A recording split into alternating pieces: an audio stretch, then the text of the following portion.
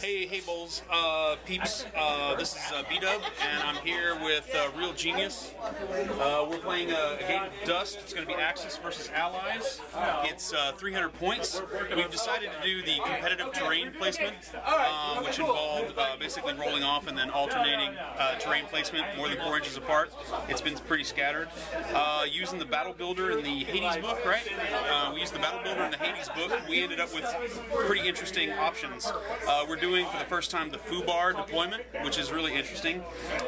It involves placing alternating units wholly in a piece of area terrain until you run out of terrain, and everything else that can't fit in a piece of area terrain goes in reserve. Our objectives are key positions, so we each secretly nominate a piece of area or a piece of terrain that will become the objective at the end of the turn, and you have to get a squad leader in base contact with it at the end of the game to control. What else? Our conditions were none, so we have no conditions like weather or snow or anything like that. All right. So we just rolled off for initiative. Axis has won the initiative with 5 potential orders, and it's about to get foobar up in here. You want to kind of go over the board really briefly so people can kind of see how screwed up this deployment was? Sure. I'll also go over some of the terrain options. A good thing to do at the beginning of before you even start deploying terrain is decide what the mechanics of the piece of terrain are going to be, so that you and your opponent agree on it. Okay. What we've done with the craters here is only the interior of the crater counts as being in the area terrain. Okay. It provides hard cover for anything actually in it. Okay. And it's difficult terrain for vehicles crossing it. All right. Everything else is pretty much area terrain, line of sight blocking, light cover here, hard cover ruins, right. hard cover trenches. Okay.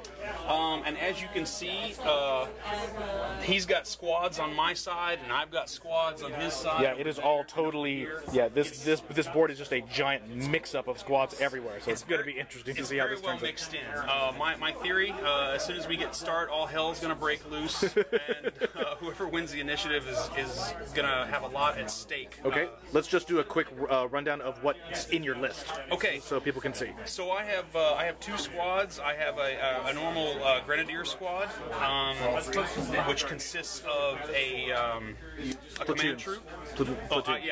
Platoon. Okay. My first platoon is a regular grenadier platoon. It consists of a command troop, 2 regular grenadier squads with no upgrades other than grenades. It consists of a heavy grenadier squad, right? We got those also with grenades, and there is a Flam Luther hiding back in there. Oh yeah. And then I also have a heavy Yag grenadier squad in that first platoon, and also an observer team, which is out here in no man's land. Way over here on the little rock. Second platoon is a heavy platoon, a Schwer platoon. It consists of character Lara, yep, who is currently accompanying some Fliegerfaust squad, and there's another Fliegerfaust squad hanging out somewhere over here in this trench. Right, way over there on that star. We have 2 sniper squads who are also joining that. And snipers? Right, and we have a laser Schwer grenadier squad or Yag grenadier squad right here. All right. And that's pretty much what I've got. Jim, you want to tell me what you got over there? What do you have? An assault platoon and a combat platoon. All right. So starting on this side, the combat rangers, barbecue squad, the assault command squad, grim reapers. Yep, way in the back. Yep. We got the combat platoon command, the honey, cobra. And then there's another barbecue squad over here next to the pounder, and then a squad of grim reapers in the back. All right, so as you guys can all clearly tell, these 2 armies are completely intertwined with each other. So this is going to be a really interesting first turn, and we'll get back to you in just a second. Okay, so turn 1 was interesting, possibly not as interesting as it could have been. I made a huge rookie mistake. Because of the way foobar deployment works, once all the terrain elements are filled in, any units that haven't been put in a terrain end up in reserve. I accidentally reserved my command squad, so I actually couldn't issue most of the 5 orders that I had won on the initiative roll. So I had to resort to Laura issuing 2 orders, 1 to her own squad and 1 to the heavy laser squad. So it wasn't as eventful as it could have been. However, the unit phase was a lot better. We successfully suppressed. Where we go? Yeah, we successfully suppressed those guys and kept them from reacting to the tank squad. Suppressed these guys also, and then basically baked with the Flammenluther, roasted 4 out of the 5 squad. Yeah, there is just the one guy in the trench in front of the giant walker. So that was pretty ugly. Let's see, over here we managed to kill off one of these guys with the Fliegerfaust from trench to trench. Right. The heavy laser cannon guys, they whiffed their command phase shot, and they also whiffed their unit phase shot. All right. So much for that. The sniper teams both pounded an observer squad that is no longer in those woods. They disappeared. The heavy anti-tank gun squad whiffed the shot against the Honey, mostly because of the heavy cover the Honey was in. Right. And so that was it for my squad. However, Jim did all kinds of crazy cool stuff. He all but wiped out my Schwer Grenadier squad after they butchered his Grim Reapers down to 1 man. However, what was the flamethrower that failed miserably? Yes, this squad over here. My observers, being in hard cover, managed to survive the entire pounder attack, then managed to survive the entire barbecue squad attack. Wow, with including 2 observers. with no harm done whatsoever. Right. So, but we did put 2 wounds on Laura from the Cobra. yes, the Cobra did manage to put 2 wounds in spite of the heavy cover. Actually, the cover doesn't. Yeah, the armor saves were negated. I will say this: props to German heavy infantry in hard cover. That's a pain in the butt. Phasers are the answer to that because it negates their armor saves. They can only rely on cover. So while I didn't get to pound Jim for winning initiative, he also whiffed a lot of shots and flamethrowers. So I didn't take as much damage for my flub on the deployment. It is kind of looking like compared to when it first started and it was totally mixed up. There's kind of little groups and areas of the board are starting to kind of be defined now. It's breaking down into like 3 smaller battles. This one, this one, and that. Yeah, it looks like there's just a huge amount of, there's kind of a consistent axis line now over here, and Jim has this big kind of allied section over here. So we're starting to kind of see a battle line forming. So we will get back to you guys at turn 2.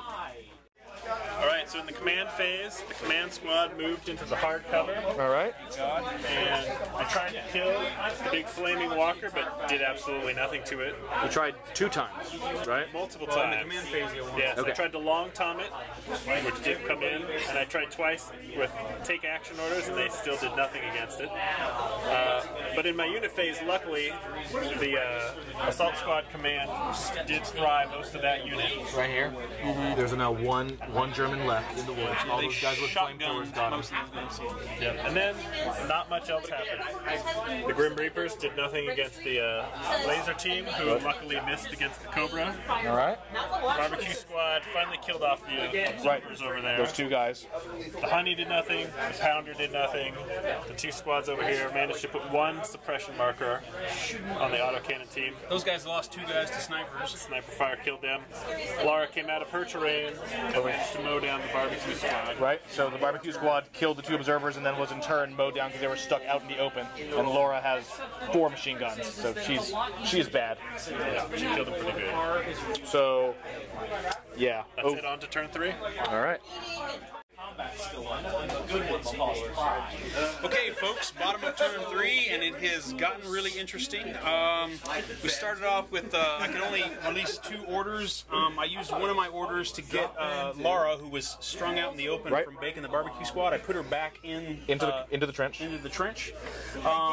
Let's see, the other order I issued to try and take a sniper pot shot at the Grim Reapers who were hanging out here pounding on threatening my laser.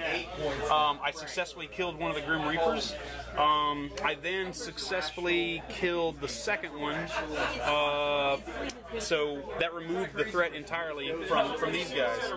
I successfully removed the suppression from the cannon and took a sustained shot at what used to be the Cobra, right here in this steaming crater right here. And just pulled off an amazing laser shot. The laser hit I got, and then I hit all 3 follow-up laser special rule shots. So 12 points of damage, and boom, went from fully partially intact to gone. To smoking crater.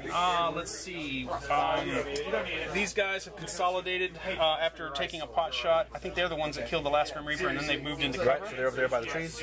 My poor squad hanging out here finally got the last man barbecued. Over here we had the last Grim Reaper of the squad that got torn up by my heavy grenadiers, made a brave dash in with his fist and landed square on my combat knife and died. So valiant effort. So much for his amazing armor. My Fliegerfaust over here has cleaned up the rest of that squad and killed off the last guy who was in this trench, and now the Flaumen Luther is headed towards the pack. Alright, so it has those big giant flamethrower arms, and it's running as fast as it can towards these guys sitting in the woods. Unfortunately, Jim had to reload and then took a shot with his phasers and was unable to hurt these guys. These guys, his command squad, as well as this Ranger squad, unsuccessfully suppressed and shot at those guys. And the Pounder? And the Pounder decided to, since there was no viable targets over here, make his way over. He managed to get a good angle shot between, you can see it. He's got a shot the honey and the woods, and then failed miserably. So no luck on the Pounder. And that pretty much is the bottom of turn 3. Yeah, we're seeing we've got to kind of take a step back here and see the board. And you'll see kind of from this long shot here that we have Germans. So earlier in the game, Germans with little pocket of allies back there, and on their initial starting side, there's this kind of clump of allies right here. So earlier in the game, it was very mixed in. After 3 turns, the only thing I've got left hounding me in the back is this Ranger squad over here. Alrighty, so we're heading into 4, but yeah, it is. Look at the allies are starting to get enveloped a little bit. Alright, turn 4, I won the initiative and put a suppression with the long tom. The squad back here managed to kill the guy. And then the command squad repaired the honey so it could fire sustained fire, and it did 2 damage to the Flaumen Luther. Right. And then the Pounder unloaded on it. Now it's got 1 damage point left. It is almost dead. In return, most of this squad got butchered by the squads over here. The Flaumen Luther actually... Fliegerfaust and that machine gun. Right. Yeah, the Flaumen Luther actually did not do anything against them. The squad marched up, moved towards the center. Right. They're in that crater. Yep. The last of the squad over here got butchered by the snipers, and the heavy troop came in, and then Laura moved out to the crater. Right, she was here, so she made it up in the crater. Laser cannon whiffed against the Pounder. Missed against the Pounder. And another squad moved up, so there's 2 squads on this big objective here. I've consolidated my backfield finally. Right, so there's kind of a solid German line now all the way on this side, and the Allies are pretty much in the same position they were in last turn, right here, kind of in the center of their pocket, but there are less of them. The Germans won the initiative for turn 5. Alright, so we're heading into 5, which I believe is the last turn. Alright guys, it is the bottom of 5, and it's over. So, Bdub, how'd it go down? Well, first of all, victories. Who won? So I won. Allies. The Allies won. Sorry, Axis. The Axis won. Excuse me. How dare I? So it was an objective-based game, secret objectives. I had elected these 2 bases with the hedges to be mine. Okay, those were your secret which is why 2. I was very panicked about the Ranger squad that kept hanging out here. Especially when they charged you, and then that squad who got the drop on them totally whiffed, and then they killed almost all of you anyway. Yes, and I had one lone guy who ended up dying, and the heavy had to move out of this woods to here so that I could capture that victory point. Which made me really glad that this Grim Reaper sacrificed himself on the point of my combat knife, because he was within range to take one of Jim's secret objectives, which was this ruin right here.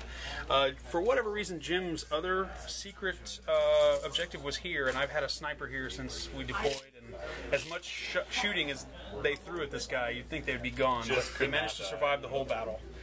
I was hoping that one of his objectives was up here, so I made a mad dash with the last turn with Lara to get up here and capture that crater in case that was one of them. Right, because he had that vehicle there during most of the game, so that could have been it. So I brought my Fliegerfaust up here with a march move, thinking maybe this might be an objective, and I also wanted to get around a shooting possibly. I should have gone here again. I was within range. Right. The Flaumen Luther survived but heavily damaged, and I moved him up in contact contact with this base. Right, just in case. Yeah, just in general, you're moving up and just trying to touch as many of the kind of obvious targets.